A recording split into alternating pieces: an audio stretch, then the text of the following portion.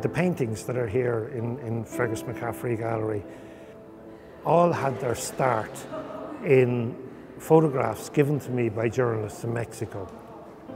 Journalists in Juarez and all over Mexico are being killed because of their work.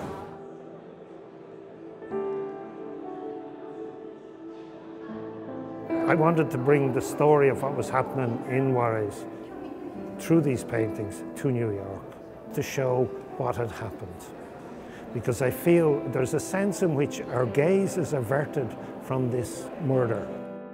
This picture, which is kind of stands out on its own from the others in that it's a graduation ceremony of protective police. And it's a couple of years ago, but only a couple of years ago. And it astounded me that the actual salute looks just like a fascist salute. If that's the distance they have from democracy, and if the state allows that and sees no problem with this, it's then easy to understand how those students were murdered, how the mayor objected, the chief of police had them arrested, and the police gave them to the cartels to kill. First of all, I went to work with families whose daughters had been raped and murdered, and for whom there had been no proper judicial investigation, trial, arrest. The film is essentially a documentation of the work I did with these families.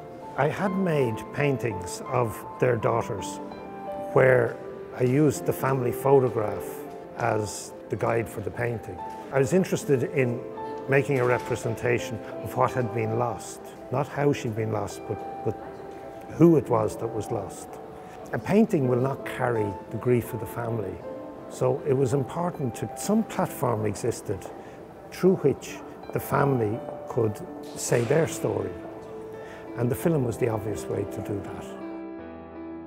All the ideas I had about society came together in this dreadful story of a completely lawless town.